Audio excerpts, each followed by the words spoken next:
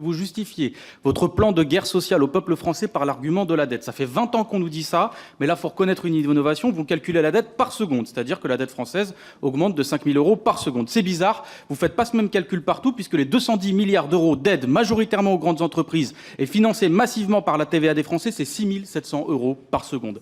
Il n'est évidemment pas question pour vous de toucher à un seul centime de cet argent volé, mais simplement d'utiliser des chiffres qui font peur, qui tétanisent et qui empêchent les Français de vous contester pendant que vous les détruisez du patrimoine des plus modestes, le service public. Car vous proposez aujourd'hui de tronçonner notre service public en lui imposant 10 milliards d'euros de coupes budgétaires dans nos écoles, nos crèches, nos services incendies et tant d'autres.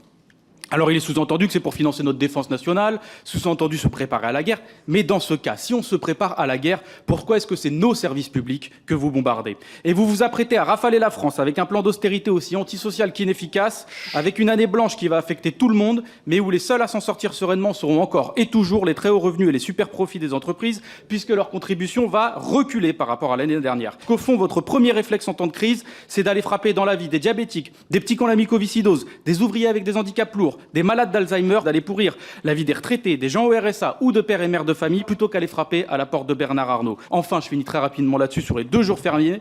Je croyais en 2019 qu'Emmanuel Macron disait que ça ne servait à rien. Là, c'est tellement énorme que ça ressemble à une annonce faite pour être retirée, pour faire semblant de négocier. En tout cas, pour le groupe Insoumis, vous n'aurez que la censure.